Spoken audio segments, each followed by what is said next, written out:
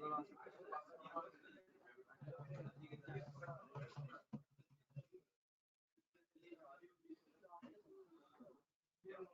है, इसमें नहीं चाहिए, इस पे नहीं प्रीमियम दवाई।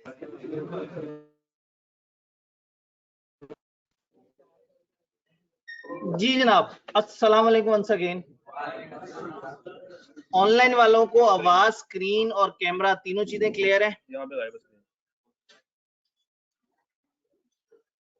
ऑल क्लियर है। मैं 1 सेकंड के लिए स्क्रीन बंद करके दोबारा चलाने लगा हूं।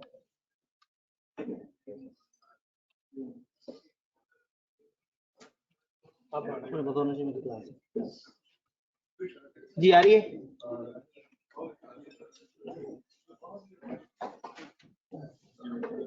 जी सारी चीजें क्लियर? ऑनलाइन एक दफा फिर बता दें, आवाज, स्क्रीन, कैमरा ऑल डन।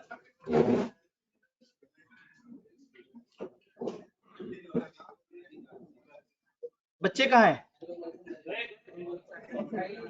जुम्मा पढ़ने चले गए सब अभी से ही? ठीक है, आज के जुम्मे का बहुत सवाब है जी।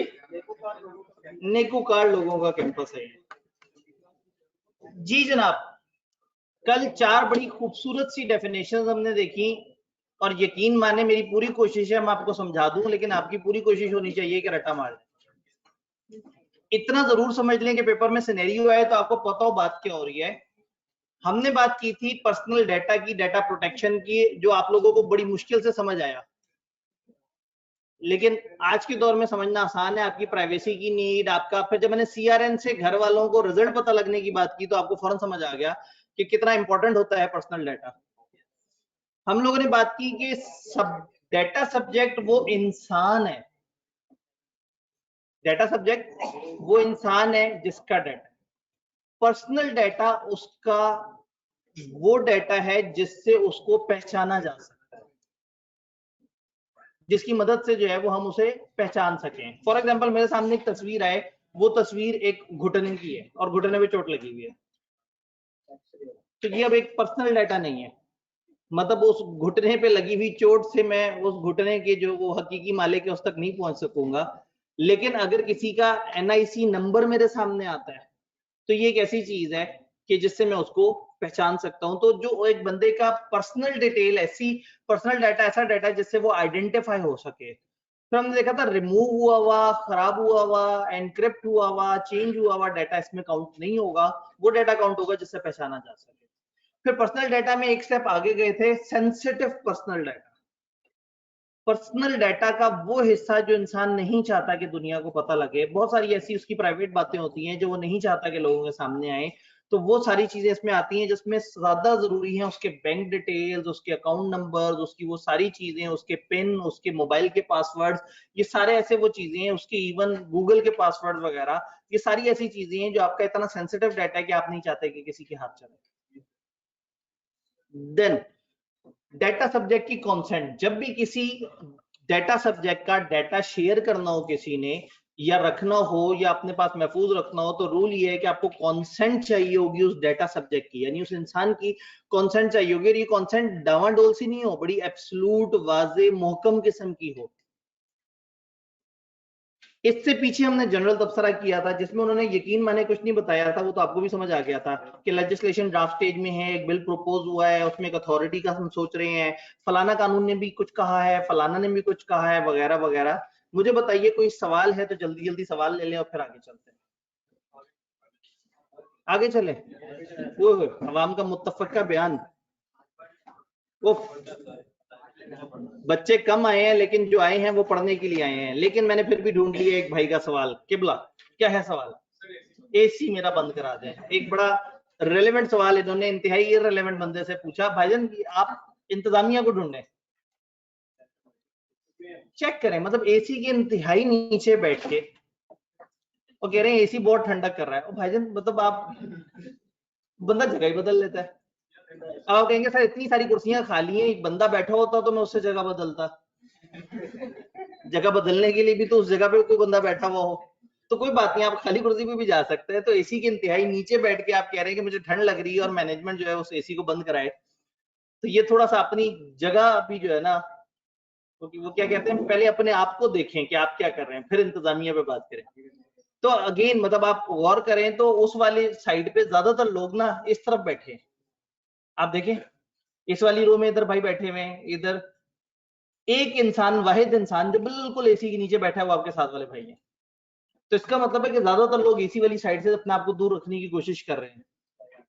तो ठीक है, आपका कंसर्न बिल्कुल वैलिड है, मैनेजमेंट ने आके एक्शन भी ले लिया है, लेकिन कहने का मतलब है कि कभी कभी अपने हालात हमें खुद इंप्रूव करने पड़ते हैं। जमाना हमें मौका देता है, तो आपके पास मौका था, चले मैंने आइडेंटिफाई किया।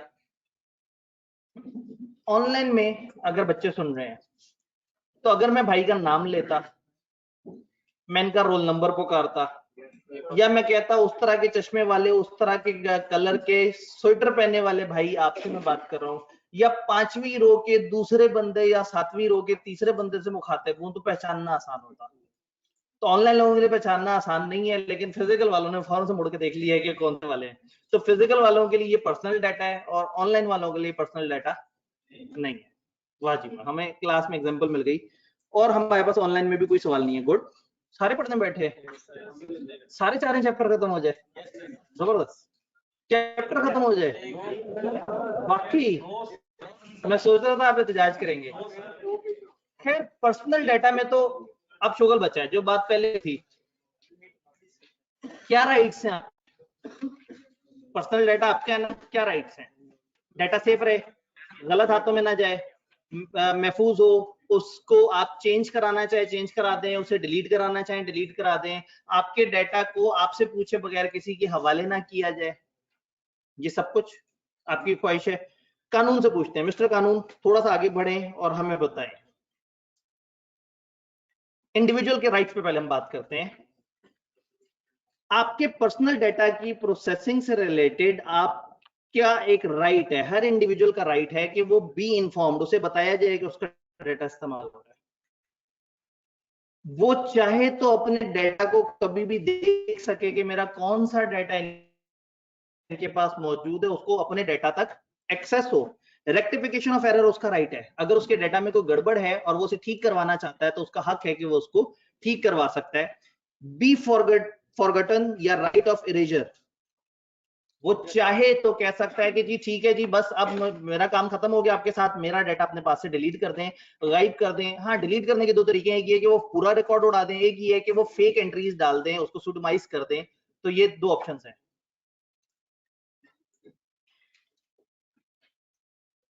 ठीक है जी, एक भाई ने बहुत देर से सवाल पूछा ऑनलाइन में, केवल अब थोड़ा सा लेट हो गया, अब हम फ्लो में बह चुके हैं जी। जी सुडमाइज याद है, हमने वो कहा था कि आप उसके मेन डाटा को चेंज करके कुछ फेक एंट्रीज वहां पे कर दें। Object to processing and marketing, वो ये ऑब्जेक्ट कर सकता है, एतराज कर सकता है, ये ऑब्जेक्ट एतराज वाला है। वो ऑब्जेक्ट कर सकता है, एतराज कर सकता है कि मेरा डाटा आपने क्यों प्रोसेस किया, मेरे डाटा की मार्केटिंग क्यों की, मेरी तशहीर क्यों की, मुझे क्यों निकाला, मतलब मेरे बारे में क्यों आप लोगों ने डिस्कशन की, मुझे हाईलाइट क्यों किया गया। प्रोसेसिंग रिस्ट्रिक्ट करवाना चाहे, रुकवाना चाहे, रुकवा सकता है, कम करवा सकता है। डाटा की पोर्टेबिलिटी, ये कह सकता है कि मेरा जो डाटा है वो इस फॉर्म में हो कि वो मूव हो सके, या आपका डाटा एक जगह से दूसरी जगह मूव होना हो तो आपको पता होना चाहिए कि आपके साथ ऐसा हो सकता है। वो अपनी कंसेंट विड्रॉ करना चाहे, हो सकता है वो आके कहे कि जी बस मैं नहीं चाहता कि मेरा डाटा आप इस्तेमाल करें, तो हो सकता है वो कहे आप ही ने तो कहा था कि इस्तेमाल करें, तो कहेगा अब मैं ही तो कह रहा हूँ कि मत इस्तेमाल करें, आपको मेरी पिछली वाली बात समझ आ गई और मेरी अगली वाली बात समझ नहीं आ रही, तो उसका राइट है कि अगर वो अपनी कंसेंट विड्रॉ करके कहता है बस अब मुझे अपना डाटा से शेयर नहीं करना, मेरा डाटा वापस करते हैं, तो ये उसका बुनियादी हक है। रेलेवेंट डाटा प्रोटेक्शन अथॉरिटी को कंप्लेन करना चाहे तो कंप्लेन कर सकता है कि देखिए मेरे डाटा का मिसयूज किया गया है, मेरी शक्तियों का गलत इस्तेमाल किया है। तो ये इंडिविजुअल के राइट्स हैं, और यकीन माने ये मैंने खामखा आपके सामने बड़ा टाइम लगा के इस पे बात की है, ये सारी बातें हुई हैं जो हमने शुरू में इंट्रोडक्शन के वक्त कर ली थी कि यार इंडिविजुअल का एक राइट है। ये तो इंडिविजुअल के राइट्स हैं। वो इदारे जो डाटा यूज कर रहे हैं, वो इदारे जो डाटा यूज कर रहे हैं, जरा सोचें तो सही, उनको क्या क्या काम करना है। उनको डाटा कलेक्ट करते हुए एहतियात करनी है, जिसका डाटा यूज कर रहे हैं उसको बताना है कि तुम्हारा डाटा इस्तेमाल हो रहा है, वो उस डाटा को गलत कामों में इस्तेमाल नहीं करेंगे, डाटा उतना ही लेंगे जितना उन्हें चाहिए, जरूरत खत्म हो जाने के बाद डाटा उड़ा देंगे या कम से कम उसको सोडोमाइज कर देंगे ताकि वो पहचाना ना जा सके। तो ये सारे काम उन्हें करने चाहिए। कानून से पूछते हैं, मिस्टर कानून ने कहा कि की प्रिंसिपल्स पर्सनल डाटा प्रोटेक्शन से रिलेटेड क्या क्या एप्लीकेबल है। लॉफुलनेस, फेयरनेस एंड ट्रांसपेरेंसी। कानून को फॉलो किया जाएगा, ट्रांसपेरेंसी और फेयरनेस का ख्याल रखा जाएगा, सबके साथ मुसावी सलूक किया जाएगा और हर बंदे को पता होगा कि उसके डाटा के साथ क्या हो रहा है। ऐसा नहीं होगा कि ऐप आपको बताए कि क्या आप चाहते हैं कि आपकी ये 3 चीजों की हम एक्सेस लें, आप कहते हैं हाँ, और ऐप जाके चौथी चीज की भी एक्सेस लेना शुरू कर दे। ये गलत बात है, ये फेयरनेस नहीं है। दूसरा, ट्रांसपेरेंसी होनी चाहिए। आप बताएं यूजर को आपको उनका कौन सा डाटा चाहिए और किस लिए चाहिए, और ये भी बताएं कि इस डाटा के साथ क्या करेंगे और क्या नहीं करेंगे। तो कई दफा आप कुछ ऐप इंस्टॉल करते हैं, इवन फेसबुक पे एक टाइम पे मुख्तलिफ तरह की ऐप इंस्टॉल होती थी और वो अक्सर कहते थे कि ये ऐप आपकी इजाजत के बगैर पोस्ट नहीं करेगी। वरना आपको डर लगता है कि जी मैं एक ऐप इंस्टॉल करूं, मैं वो काम करूं, उस पर कुछ ना कुछ चल रहा हो और अचानक से मेरी फेसबुक पे पोस्ट हुआ जी मुबारक हो आप तो तीसरी दफा हार गए वाली स्टेज।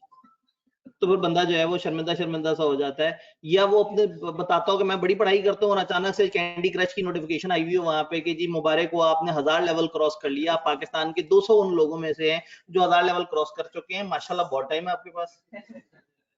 तो अगेन जो इस्तेमाल कर रहे हैं डाटा वो आपको बताएंगे कि कौन सा डाटा इस्तेमाल कर रहे हैं, क्यों इस्तेमाल कर रहे हैं, वो फेयर होंगे, वो ट्रांसपेरेंट होंगे।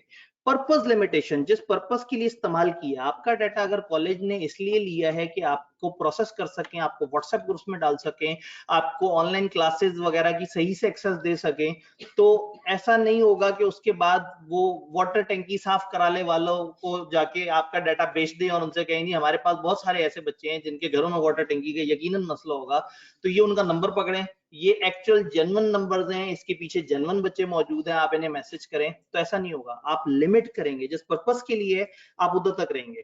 डाटा मिनिमाइजेशन करेंगे, आप रेलिवेंट लेंगे, सिर्फ उतना ही, limited to what is necessary. आप अगर कॉलेज का फॉर्म भर रहे हैं और वहां लिखा हो आपका नेम, ठीक है, आगे लिखा हो वाइफ का नेम,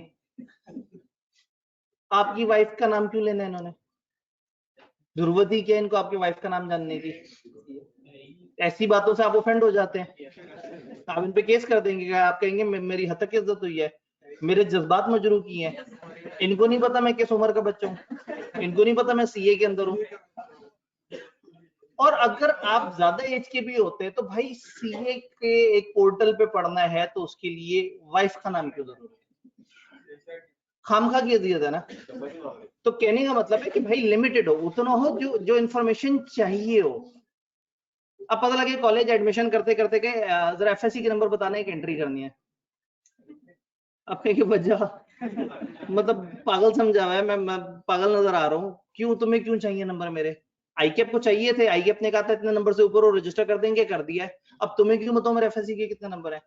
आपका हक है और इनकी ड्यूटी है कि ये उतना डाटा आपसे लें जो पर्पस है, उस हद तक लिमिटेड रहें, रेलेवेंट रहें, जिस पर्पस के लिए उनको चाहिए बस उस हद तक रहें। डाटा मिनिमाइजेशन का मतलब है कि उतने डाटा तक अपने आप को महदूद रखें जितने डाटा की रिक्वायरमेंट है। एक्यूरेसी होनी चाहिए, डाटा इनके पास एक्यूरेटली रिकॉर्ड हो और अगर उसमें गड़बड़ हो तो आपसे पूछें। स्टोरेज लिमिटेशन भी आपको बताएं कि कितने अरसे तक ये आपका डाटा स्टोर किया जाएगा और अगर अनलिमिटेड टाइम तक है तो उसकी भी आपसे एक्सेस लें। इंटेग्रिटी और कॉन्फिडेंशियलिटी, उसकी हिफाजत करें, उसकी इंटेग्रिटी पे आंच ना आने दें, उसको गलत लोगों के हाथ में ना जाने दें और अकाउंटेबल हो। आपका वो डाटा जो इनके पास है ये अकाउंटेबल होने चाहिए कि वाकई आपका डाटा इन्होंने अपने पास रखा है, वो सही तरीके से इस्तेमाल किया है, गलत हाथों में नहीं जाने दिया। तो इसका मतलब है हमने डाटा प्रोटेक्शन का फलसफा समझा, जनरल डिस्कशन की, जनरल डिस्कशन को साइड पे कर दें तो 4 डेफिनेशंस देखी जिनको रट्टा मारना है। उसके बाद 2 तरह के काम है, डाटा सब्जेक्ट के राइट्स क्या है, जो यूजर है, एक वो चीज, और एक ये कि जो डाटा को कैप्चर कर रहे हैं वो इदारे जिनके पास डाटा जा रहा है उनके ऊपर क्या प्रिंसिपल्स अप्लाई हो रहे हैं। तो बड़ा मजे का छोटा सा आसान सा कॉन्सेप्ट था। अगर इलीगल इंफॉर्मेशन, मतलब किसी को इलीगल काम की इंफॉर्मेशन देनी और उस बंदे का डाटा किसी एजेंसी को देना हो, ठीक है, तो फिर उसके ऊपर ऐसा होगा कि उसने सिक्योरिटी नहीं। जी अब अगेन अगर एक बंदे का डाटा हम किसी एजेंसी के हवाले करते हैं तो क्या हम डाटा प्रोटेक्शन की वॉयलेशन कर रहे हैं या नहीं कर रहे हैं? ऐसे में देखना पड़ेगा कि वो इदारा जिसको हम इंफॉर्मेशन प्रोवाइड कर रहे हैं उनका लॉ इस लॉ से ज्यादा मजबूत है या नहीं। ये एक लॉ है ना, हो सकता है कोई एक ऐसा लॉ हो जो कहे भाई नहीं, अगर एक क्रिमिनल है ना तो फिर कोई प्राइवेसी नहीं है। मैं एक एग्जांपल देता हूँ, ये जो ऑडिट फर्म्स वाले हैं, ऑडिट फर्म्स को कहा जाता है कि आपने अपने क्लाइंट्स का डाटा किसी से शेयर नहीं करना, कॉन्फिडेंशियल डाटा है, पर्सनल डाटा है, सेंसिटिव पर्सनल इंफॉर्मेशन है इसके अंदर। लेकिन अगर अदालत में केस चल रहा हो और अदालत डिमांड करे या लॉ वाले एक लीगल ऑर्डर के थ्रू डिमांड करें, तो ये ऑडिटर की ड्यूटी है कि वो इन्फॉर्मेशन प्रोवाइड करे। तो कहने का मतलब ये है कि कई दफा कुछ और लॉज होते हैं जो किसी और लॉ को ओवरराइड कर देते हैं। फिलहाल ये लॉ हमें बता रहा है डाटा का तकद्दुस, डाटा को आपने शेयर नहीं करना। तो इस लॉ में रहते हुए हमने यही सोचना है कि हमने डाटा को शेयर नहीं करना। कल को कोई और लॉ पढ़े और वो लॉ वाले कहेंगे ये डाटा दिया जाए, जैसे मनी लॉन्ड्रिंग वाला लॉ इससे ज्यादा मजबूत लॉ है, उनको अगर डाटा चाहिए होता है तो वो रसीदें निकलवा लेते हैं, जितना मर्जी आप कहेंगे ये तो हमारी पर्सनल रसीद है, हम आपको क्यों दिखाएं, वो चीज मांग लेंगे। तो बहरहाल डाटा प्रोटेक्शन से रिलेटेड हमने देखा, छोटा सा मजे का आसान सा कानून है। अगर कोई चीज मुश्किल है इसमें तो वो डेफिनेशन है, और डेफिनेशन के इतने मुश्किल अल्फाज नहीं है और छोटी छोटी डेफिनेशन है, बट अगेन याद करना बड़ा जरूरी है कि पेपर में अगर आए तो आप उसको बता सकें। हम चलते हैं आगे आज के टारगेट की तरफ। जी कॉलेज के एडमिशन फॉर्म में तो फादर का कॉन्टैक्ट नंबर मांगते हैं। जी बिल्कुल, अब अगेन इसलिए कि उन्हें पता होता है कि आपसे रिलेटेड बहुत सारी करस्पॉन्डेंस, क्योंकि आप कंज्यूमर है, कस्टमर नहीं है।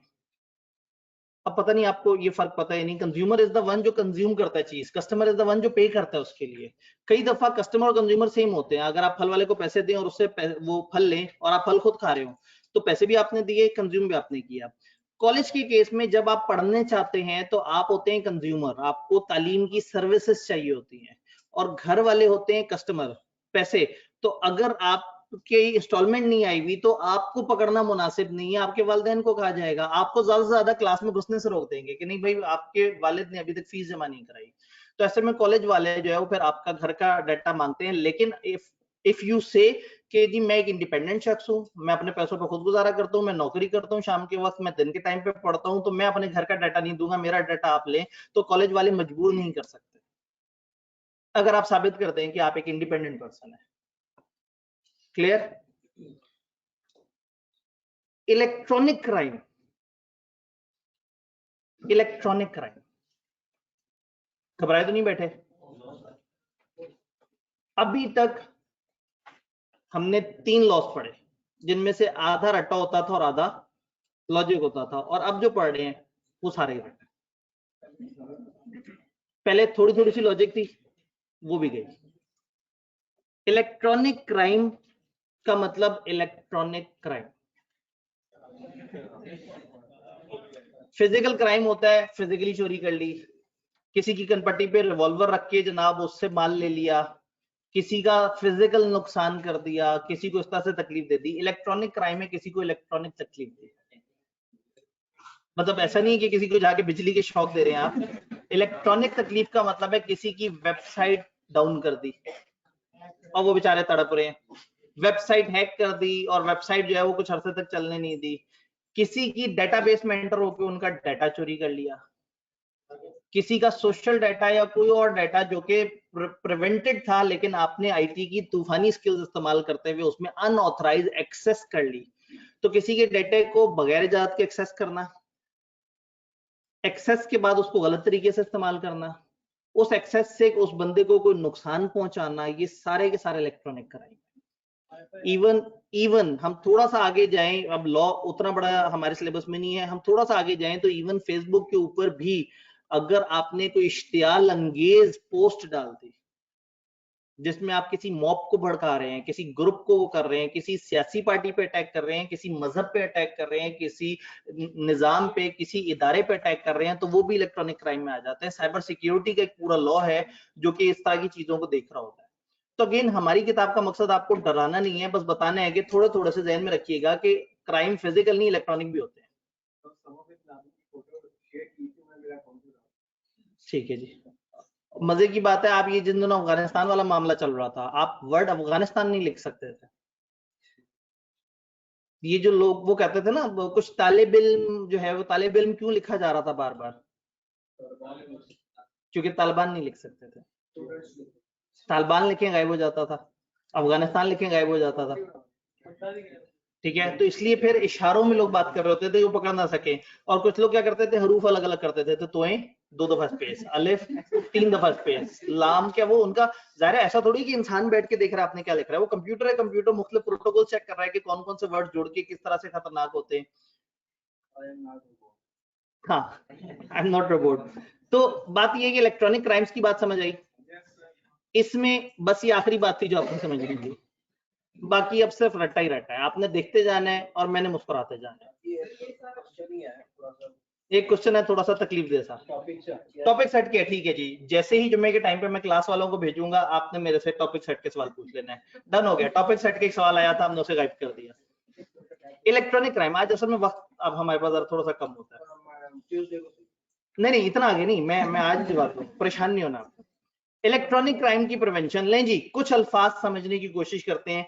इस दफा हमारे पास वो शुगल भी नहीं है, वो जो इंट्रोडक्शन वाला शुगल होता था ना कि आधे सफे तक तो मजाक हो रहा था, माहौल चल रहा होता था। एक पैरा उन्होंने दिया, उनका 2016 में नेशनल असेंबली ने एक एनेक्टेड मतलब एक कानून निकाला, the prevention of electronic crime act Paika, to provide a comprehensive legal framework to define various kinds of electronic crime, mechanism for investigation, prosecution and adjudication in relation to electronic crime। क्योंकि अभी तक तो चोरी define होती थी physical, तो इन्होंने define किया कि इलेक्ट्रॉनिक चोरी क्या है, इलेक्ट्रॉनिक बेईमानी क्या है, इलेक्ट्रॉनिक जुर्म क्या है। जुर्म डिफाइन किया, उस जुर्म को हम पकड़ेंगे कैसे, उस जुर्म पे सजा कैसे देंगे, उस जुर्म को किस तरह से अदालत में पेश किया जाएगा, उसका किस किस्म का इलेक्ट्रॉनिक एविडेंस हो सकता है, इन सारी चीजों पे कानून साजी की उन्होंने prevention of electronic crime act नामी कानून के अंदर। ये कहा और बस उनका इंट्रोडक्शन खत्म हो गया। उन्होंने कहा बच्चे बहुत मजाक उड़ाते हैं हमारे लंबे लंबे इंट्रोडक्शन का, उन्होंने कहा अब हम तकलीफ देंगे, अगर हम इंट्रोडक्शन नहीं देते तो फिर हम डेफिनेशन देते हैं। अब चंद डेफिनेशन हैं जो कि यकीन माने मैं ना भी दिखाऊं तो भी गुजारा चल जाए, लेकिन मैं फिर भी आपको दिखाने की जरूर कष्ट करूंगा। अनऑथराइज्ड एक्सेस, ये सामने डेफिनेशन के रेफरेंस लिखे हुए हैं, जब भी किसी सेक्शन या डेफिनेशन का रेफरेंस लिखा होता है वो आपके काम का नहीं होता, आप उसको इग्नोर कर सकते हैं। अनऑथराइज्ड एक्सेस, इंफॉर्मेशन सिस्टम को एक्सेस करना या डाटा को एक्सेस करना which is not available for access by general public, जो आम जनता के पास एक्सेस नहीं है जिस डाटा की, उस डाटा को एक्सेस करना विदाउट ऑथराइजेशन और in violation of terms and conditions of the authorisation. आप एक ऐसे डाटा को एक्सेस करें जो आम आवाम के पास नहीं है और बगैर ऑथराइजेशन के उसको एक्सेस करें, ये आपको उन्होंने कहा अच्छा आपको ऑथराइजेशन है, आप इसके 2 सफे देख सकते हैं और आप उसके 4 सफे तक पहुंच जाएं, तो हम कहेंगे कि आपने अपनी ऑथराइजेशन को वायलेट किया। तो ऐसा डाटा एक्सेस करना जो आम लोगों के पास नहीं है, तो ऐसा डाटा वो लोग एक्सेस कर सकते हैं जो ऑथराइज है। तो आप अगर ऑथराइज ना हो फिर भी एक्सेस करें या आप अपनी ऑथराइजेशन से ज्यादा एक्सेस करें, तो हम कहेंगे कि इसको हम कहेंगे अनऑथराइज एक्सेस। इतनी सी बात है, बाकी आपने याद करना है।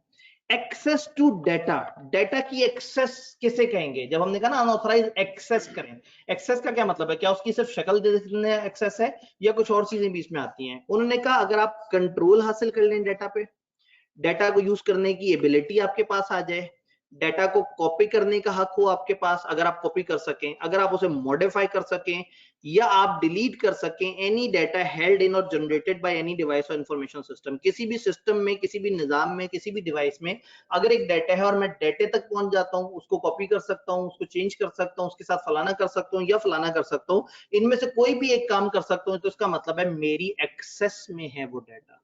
इस चीज को हम कहेंगे कि वो एक्सेस है। और अनऑथराइज उस एक्सेस को कहेंगे जिसका आपको इजाजत ना मिली हुई हो और आप उसके बाद जाएं, या कम इजाजत मिली हुई हो और आप ज्यादा एक्सेस करने की कोशिश करें। Access to information system, gaining control और ability to use any part और whole of the information system whether or not through infringing any security measures। Infringe करने का मतलब होता है तकलीफ पहुंचाना, तोड़ देना, सिक्योरिटी तोड़ देना। तो इंफॉर्मेशन सिस्टम की एक्सेस किसे कहेंगे, इंफॉर्मेशन सिस्टम किसे कहते हैं, ये जो पोर्टल बना हुआ है जिसपे ऑनलाइन क्लासेस अपलोड हो रही हैं, ये एक इंफॉर्मेशन सिस्टम है, पूरा एक निजाम है जिसमें बच्चे रजिस्टर हो रहे हैं, जिसमें लेक्चर्स पड़े हुए हैं, वो उसे वॉच कर सकते हैं, कई दफा वॉच कर सकते हैं, किसी भी दिन को किसी भी उसको चूज कर सकते हैं, वहां पे टेस्ट अपलोड हो रहे हैं, बाकी सारे काम हो रहे हैं। ये पूरा निजाम होता है ये क्लासेस का एक इंफॉर्मेशन सिस्टम। फिजिकल क्लासेस में उतना ज्यादा डिटेल नहीं होती, लेकिन जो ऑनलाइन क्लास के लिए जब आप एनरोल होते हैं, ये आपको ऑनलाइन की भी साथ में एक्सेस मिलती है, तो एक पूरा निजाम होता है जिसके अंदर आप चले जाते हैं। तो अब ऐसे में अगर कोई बच्चा उस निजाम को तोड़े, उस जगह आके किसी लेक्चर तक पहुंच जाए, किसी लेक्चर को डाउनलोड कर ले, किसी लेक्चर को इवन देख भी ले बगैर इजाजत के, तो हम कहेंगे कि उस बच्चे ने इंफॉर्मेशन सिस्टम को एक्सेस कर लिया। तो एक्सेस करने का तो मतलब है सिंपली देखना, लेकिन अनऑथराइज एक्सेस का मतलब होगा बगैर इजाजत के देखना। देन डेटा डैमेज, अगर एक बंदा किसी डेटा को अल्टर कर दे, चेंज कर दे, डिलीट कर दे, डिटोरिएट कर दे, उसकी साख्त बदल दे, इरेज कर दे, जगह चेंज कर दे, रीलोकेट कर ले, सप्रेस कर दे, दबा दे उसको, उसके डाटा टाइप चेंज कर दे, उसकी फाइल साइज चेंज कर दे, और मेकिंग डाटा टेम्परेली और परमानेंटली अनअवेलेबल, या डाटा को गायब कर दे कुछ अरसे या पक्का पक्का गायब कर दे। बहुत मिलते जुलते अल्फाज हैं, बेचारे लॉ वाले हैं ना, उनको हर लफ्ज का ख्याल रखना है कि किसी भी तरह की इंफॉर्मेशन में कोई भी लफ्ज इस्तेमाल हो सकता है। तो उन्होंने कहा अगर कोई भी किसी डाटा को खराब कर दे, डिलीट कर दे, उड़ा दे, चेंज कर दे, उसकी डाटा टाइप चेंज कर दे, उसको कंप्रेस कर दे, उसको ये कर दे, वो कर दे, कुछ भी कर दे, आपने तो रट्टा मारना है, तो वो डाटा डैमेज कहलाएगा। मतलब किताब आपको समझ रही है कि आप बड़े आईटी के एक्सपर्ट हैं और आपको बड़े अच्छे समझ आ रही होगी, मैं फिर भी कोशिश कर रहा हूं समझाने की, और आप लोगों को भी मोटी मोटी समझ आ रही है। इतनी ही मोटी मोटी समझ चाहिए जितनी चाहिए उतनी। क्रिटिकल इंफ्रास्ट्रक्चर, क्रिटिकल इंफ्रास्ट्रक्चर ऐसा इंफ्रास्ट्रक्चर जो क्रिटिकल है, वह ये इंफ्रास्ट्रक्चर क्या होता है? मुख्तलिफ चीजें, हम कहते हैं जी फलाना कॉलेज का बड़ा जबरदस्त इंफ्रास्ट्रक्चर है, गवर्नमेंट के फलाना इदारे का बड़ा अच्छा इंफ्रास्ट्रक्चर है, पाकिस्तान के इंफ्रास्ट्रक्चर पे काम हो रहा है। तो इंफ्रास्ट्रक्चर बेसिकली एक पूरा निजाम है जिसमें फिजिकल चीजें भी आ जाती हैं, सॉफ्ट चीजें भी आ जाती हैं। इसमें मशीनें आ जाएंगी, इंसान आ जाएंगे, माहौल आ जाएगा, कमरे आ जाएंगे, बिल्डिंग्स आ जाएंगी, वो सारी चीजें कहलाएंगी इंफ्रास्ट्रक्चर। किसी भी इंफ्रास्ट्रक्चर के क्रिटिकल एलिमेंट्स यानी कि उसके एसेट्स, उसकी फैसिलिटीज, उसके सिस्टम्स, उसके नेटवर्क्स, उसके प्रोसेसेस, द लॉस और compromise of which could result in, यानी हम कह रहे हैं कि अगर कहीं पे भी कोई एसेट, फैसिलिटी, सिस्टम, नेटवर्क या प्रोसेसेस हो जिसमें कोई नुकसान पहुंचा दे या जिसका प्रोसेस खराब कर दें, तो उससे क्या हो सकता है? Significant impact on national security, national defence और the functioning of the state. इसका मतलब है इंफ्रास्ट्रक्चर तो सादा सा निजाम है, क्रिटिकल इंफ्रास्ट्रक्चर का मतलब है एक ऐसा इंफ्रास्ट्रक्चर जो इतना हसास है, इतना खतरनाक है, इतना क्रूशल है कि जिसकी वजह से आपकी मुल्क की सिक्योरिटी दांव पे लग सकती है। फॉर एग्जाम्पल, एक बंदा मिनिस्ट्री ऑफ डिफेंस में बैठा हुआ हो और पाकिस्तान जो है वो कोरिया के साथ एक एग्रीमेंट साइन कर रहा हो कि आप लोगों ने हमें एटम बम जो है उसका मैन्युफैक्चरिंग का प्लांट पाकिस्तान में रीस्टेट करके देना है, और ये इन्फॉर्मेशन एक बंदे के हाथ में, और वो कहे अरे क्या कमाल इन्फॉर्मेशन आज मेरे हाथ लगी है, उसके साथ तस्वीर खींचे और फेसबुक पे डाल दे के being the first to witness the global agreement between Pakistan and Korea and I am very proud to share this proud moment. बंदा तो उड़ जाएगा फौरन से, लेकिन उसने जो हरकत की है उसने क्रिटिकल इंफ्रास्ट्रक्चर पे अटैक किया, सेंसिटिव ऐसा काम किया जिससे मुल्क की सिक्योरिटी दांव पे लग गई है, मुल्क के मफाद। इसका मतलब है क्रिटिकल इंफ्रास्ट्रक्चर, गवर्नमेंट ने बड़े गुस्से में आके कहा छोटे मोटे मजाक फेसबुक पे ये वो तो जो चल रहे हैं वो चल रहे हैं, हल्की फुल्की हैकिंग शैकिंग जो हो रही है, गवर्नमेंट को मत हैक करना, ऐसा मत कर बैठना है जिससे क्रिटिकल इंफ्रास्ट्रक्चर पर अटैक कर दो, क्योंकि ऐसा किया तो फिर बड़ी लंबी सजाएं और बड़े लंबे लंबे जुर्माने। मेजर, या दूसरा ऑप्शन क्या है? मेजर डेट्रीमेंटल इंपैक्ट, डेट्रीमेंटल कम करने वाला, तकलीफ देने वाला, नुकसान पहुंचाने वाला, मेजर नुकसान देने वाला इम्पैक्ट ऑन अवेलेबिलिटी, इंटेग्रिटी और delivery of essential services including दो service whose integrity if compromised could result in significant loss of life, casualties, taking into account significant economic और social impact। ऐसा डाटा ऐसी जगह पे गड़बड़ करना जिस डाटा की ब्रीच, जिस डाटा के गड़बड़ से नुकसान पहुंच सकते हैं। आपने एक गवर्नमेंट के पास डाटा पड़ा हुआ था कि हाँ भाई ये हमारे चोर हैं जो कि हमारी जेलों से भागे हुए हैं, और आपने वो डाटा गायब कर दिया, आपने नुकसान पहुंचा दिया ओवरऑल निजाम को।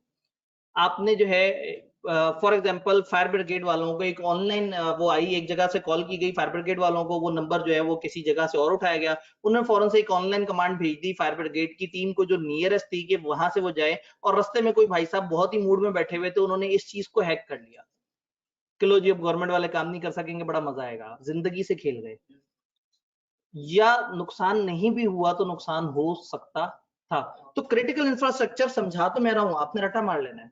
क्रिटिकल इंफ्रास्ट्रक्चर इज ऐसी सेंसिटिव, ऐसी खतरनाक सेंसिटिव चीज जो कि तबाही फैलाती है, जिससे मुल्क उजड़ जाए, जिससे जिंदगियां उजड़ जाए, जिससे नुकसान पहुंच जाए या नुकसान पहुंचने का बड़ा ज्यादा अंदेशा हो। तो अगर वो साबित कर दें कि किसी की हरकत इस नोयत की है कि वो क्रिटिकल इंफ्रास्ट्रक्चर पे उसने अटैक किया है, तो फिर ऐसे में वो कहेंगे कि ये गड़बड़ हुई है। अब यहाँ गवर्नमेंट डेजिग्नेट कर सकती है किसी भी प्राइवेट या गवर्नमेंट इंफ्रास्ट्रक्चर को कि जी हम इसको क्रिटिकल इंफ्रास्ट्रक्चर मानते हैं।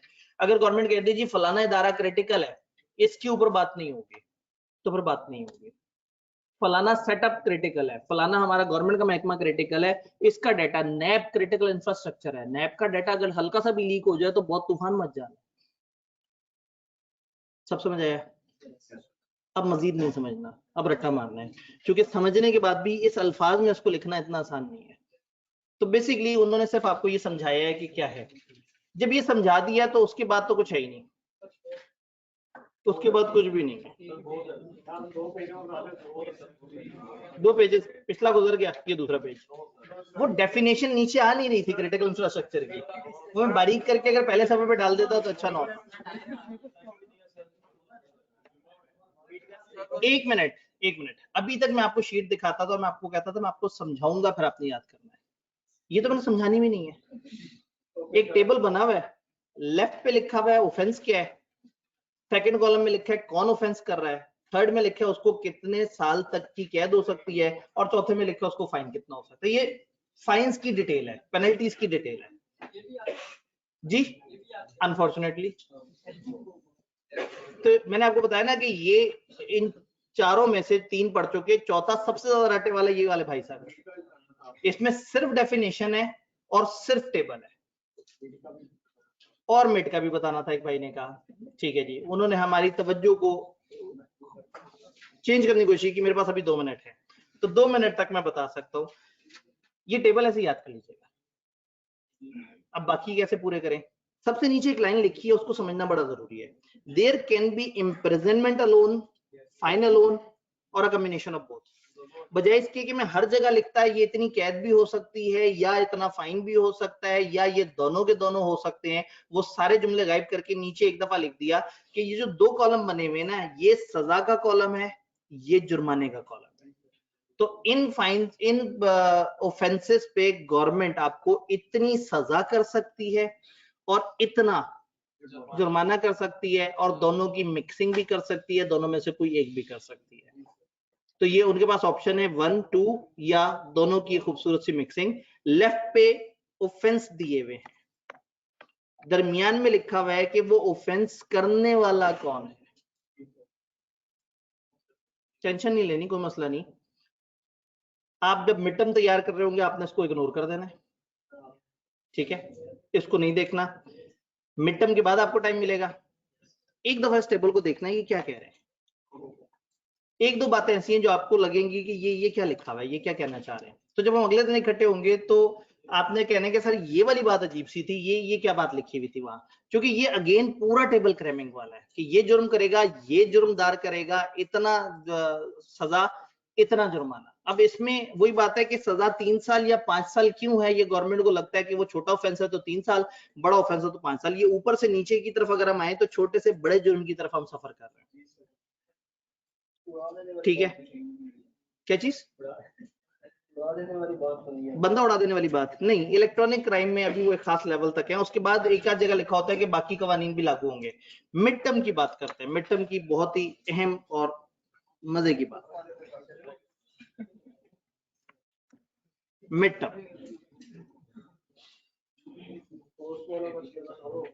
हाँ एक मिनट, मैं कोई ऐसा सफा ले आऊं जिसमें मेरे पास लिखने को माल हो। यहाँ पे ये मैं साइड पे मिड टर्म के बारे में बात करता हूँ। जब हम मिड टर्म कहते हैं तो बेसिकली मिड टर्म नहीं है, ये दो चीजें हैं, क्योंकि इस वक्त क्लास में दो बच्चे मिक्स हो चुके हुए हैं, mid term, grand test. Grand test वालों के पास ऑप्शन मिड टर्म देने की भी है, लेकिन मिड टर्म वालों के पास ग्रैंड टेस्ट देने की ऑप्शन नहीं है। ग्रैंड टेस्ट ये बच्चे चूंकि बाद में आए हैं तो इनका सिर्फ चैप्टर नंबर 11, 12, 13, 16 और 17 का हक, इलेक्ट्रॉनिक क्राइम्स को छोड़ के, क्योंकि इनके टॉपिक्स कम है तो ये 60 मार्क्स तक का हो सकता है। हमने 100 नंबर बनाने की कोशिश की, लेकिन हमें लगा कि बहुत ही खामखा चंद चीजें रिपीट हो रही हैं। मिड टर्म 100 नंबर का एक टेस्ट है, नेक्स्ट फ्राइडे को होगा, आज से एक हफ्ते बाद इंशाल्लाह। इसके टाइम पे भी बड़ा सारा क्लैश है, आप लोगों के बहुत सारे कन्फ्लिक्ट्स आते हैं बहुत सारे टाइम पे। प्रॉब्लम ये है कि आप FR1 के दो तरह के बैच ले रहे हैं, कुछ दोपहर 2 बजे वाला ले रहे हैं बैच, कुछ 11 बजे वाला बैच ले रहे हैं। तो हमने बहुत ही सेफ खेला, सुबह 8 से 11, 8 बजे क्या होता है? आप लोग कॉस्ट भी ले रहे हैं? इतने छोटे बच्चे कॉस्ट क्यों ले रहे हैं? कॉस्ट पीछे आ गया, आप लोगों ने तो लेने हैं। 2 बजे कितने लोग क्लास ले रहे हैं FR1 वाली? असल में क्लास के टाइम पे हम 100 नंबर का 3 घंटे का टेस्ट नहीं ना ले सकते। काश ये पॉसिबल होता। मैं 2-3 अटेम्प्ट से कोशिश कर रहा हूँ, लेकिन बहरहाल जो है ना बड़ा मुश्किल ही होता है। मैं एक दफा फिर से ट्राई करके देख लूंगा। असल में प्रॉब्लम ये है ना कि सुबह अर्ली भी आप फंसे हुए हैं, दोपहर में भी फंसे हुए हैं, दोपहर में भी फंसे हुए हैं। नहीं ऑनलाइन खैर पता नहीं, हो सकता है वैसे ही ऑनलाइन हो जाए, कोई पता नहीं। गवर्नमेंट ने अनाउंस तो नहीं ना किया अभी? नहीं चले, फिर तो हमारा वो सेव हो सकता है। तो ठीक है, नेक्स्ट फ्राइडे, इसीलिए मैंने अब 8 बजे भी आपका क्लैश आ गया। 1 मिनट, 12:30 से 2 तक सबसे कम क्लैश है। वही बात है ना, कुछ 11 बजे कितनों की क्लास है?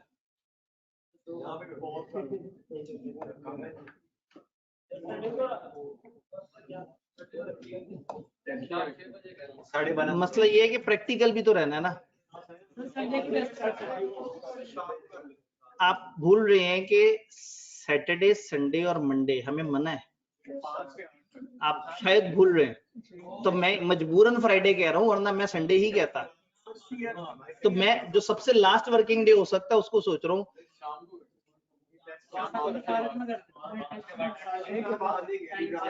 आप उस क्लास से फारिग कब होते हैं? तो फिर बचा क्या?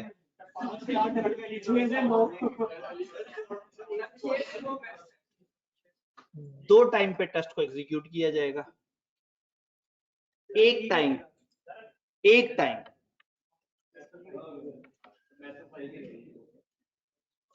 9 से 12:15,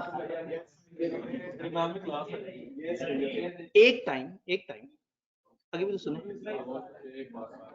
2:15 से 5:30। इन सारे टाइम्स में आप सब लोगों के क्लैश है। ये लोग मिड टर्म दे भी रहे हैं। एक मिनट, हम इंतजामिया से ओपिनियन ले लें।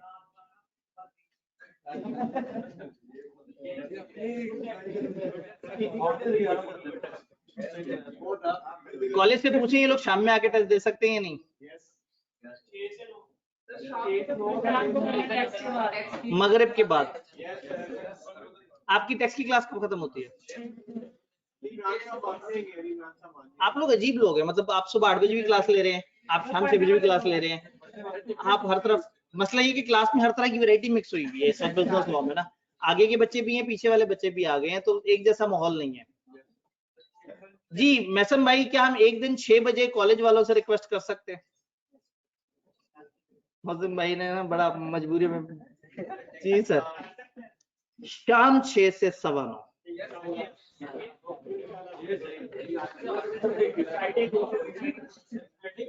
फ्राइडे को ही, क्योंकि सैटरडे तो बीच में नहीं आ सकता ना, सैटरडे संडे मंडे। ले जी जी, अब मिड टर्म वालों का सिलेबस सुन लें, मिड टर्म वालों का सिलेबस चैप्टर 2 से लेके 13 तक और सिर्फ 16, 17 नहीं, सिर्फ 16। असमें 11 से 13 का भी हमने पहले 2 टुकड़ों में तोड़ के दे दिया है, उसकी भी तैयारी कर ली है, तो वो भी अब इतना ज्यादा टेंशन नहीं है। फिर 16 बिल्कुल भी नहीं पढ़ेंगे कि 16 है कितना सा। ऐसा लग रहा है जैसे मैं बहुत छोटे बच्चों से वो बात करूं, और क्या मैंने आज अचानक से कह दिया कि मिड टर्म लेने लगे हैं? महीने से मैं बार बार बताता आ रहा हूं कि आगे एक मिड टर्म ने आना है, मिड टर्म ने आना है, हमने सिलेबस कवर करना है। अच्छा, जो मजे की खबर है, जो आप सब लोगों में खुशी की लहर बन के दौड़ जाएगी, इस दौरान मैं आपको तंग नहीं करूंगा, किसी और टीचर की मेरी कोई जिम्मेदारी नहीं है, वो आपको डबल तंग कर ले वो अलग चक्कर है। मेरी इस दौरान कोई क्लास नहीं होगी। जुम्मे का मतलब ये है कि ट्यूसडे तक, क्योंकि जुम्मे के बाद सैटरडे और मंडे वैसे ही फारिग है, उसमें से फिर किसी एक दिन जो है, फिर जो आप लोगों की फरमाइश थी कि हमें वीडियो समेत जो है वो डिस्कशन मिले, तो पूरे मिड टर्म पे वीडियो वाली डिस्कशन बना देंगे ताकि आप हफ्ते या पीर में से किसी दिन उससे महसूस हो सके। जी ग्रैंड टेस्ट की भी वीडियो होगी और मिड टर्म की भी वीडियो होगी। जो मिड टर्म की वीडियो होगी उसमें ग्रैंड टेस्ट की वीडियो छुपी हुई होगी। ग्रैंड टेस्ट में 1-2 चीजें ज्यादा कम होंगी, कोशिश यही करेंगे इंशाल्लाह ताला। तो ग्रैंड टेस्ट 100 नंबर का है 3 घंटे, सॉरी मिड टर्म 100 नंबर का है 3 घंटे का, ग्रैंड टेस्ट 60 नंबर का है 2 घंटे का। ये भी रात में, इसका स्टार्टिंग टाइम वही है, एंडिंग टाइम इसका जल्दी खत्म हो जाएगा। ग्रैंड टेस्ट वाले, पोस्ट रिजल्ट वाले, अगर एक बच्चे का ये मानना है कि पीछे कॉन्ट्रैक्ट एक्ट है ना, ज्यादा बड़ा नहीं है, कोई बात नहीं, मैं वो दे सकता हूँ, तो अगर पोस्ट रिजल्ट वाला बच्चा मिड टर्म देना चाहे, हमारी तरफ से पूरी आजादी है। लेकिन प्री वाला बच्चा अगर कहेगा जी मैं जरा ग्रैंड टेस्ट दे दूं कि चलो, तो वो वाला मजाक नहीं होना। ये पूरा, ये एक लास्ट अपॉर्चुनिटी है आपके पास, क्योंकि पेपर तक आपको दोबारा मौका नहीं मिलता। हम मॉक लेते हैं तब तक आप घरों को भाग गए होते हैं, तो उस वक्त ये एक अपॉर्चुनिटी है कि आप एक दफा बैठ के 3 घंटे के पेपर की प्रैक्टिस करें। आईके वाले ही पैटर्न पे 15 एमसीक्यूज और 85 मार्क्स का, इस तरह से ग्रैंड टेस्ट में हम उसको 10 और 50 टाइप का कुछ मिक्सिंग कर लेंगे। तो एक अपॉर्चुनिटी है, और मैं रिकमेंड करूंगा कि अगर पोस्ट वाले बच्चे को ये लगता है कि उसको कॉन्ट्रैक्ट एक्ट आता है या वो देखता है तो, और वो उसको आसान लगता है, तो वो मिड टर्म दे दे ताकि ज्यादा बड़ी तैयारी हो सके। तो आपको एक दफा पता लग जाएगा कि 3 घंटे का जब पेपर एकदम से सामने आता है तो उसमें फिर क्या मसलो मसाइल और क्या क्या इश्यूज आते हैं। डन। तो फिर अब आप लोग एक हफ्ते तक मेरी तरफ से आजाद हैं, अच्छी तरह से तैयारी करें। ये भाई कुछ कहना चाहते हैं? मैंने बहुत रखने की कोशिश की, अवाम आपके सामने है। भाई ने का मॉर्निंग का टाइम भी दे देते, मैंने काफी कोशिश की है, लेकिन हम कहीं नहीं पहुंच सके। 10 से 20 तक ऑनलाइन वालों को कैंपस इनसाइट पे मिलेगा, और फिजिकल देना चाहें तो टाइम आपके सामने लिखा हुआ है। आई रिकमेंड कि फिजिकल आके दें, अगर कॉलेज खुला हुआ हो तो फिजिकल आके देने की कोशिश करें। 10 से लेके 20 तक छुट्टियां हो चुकी हैं आपने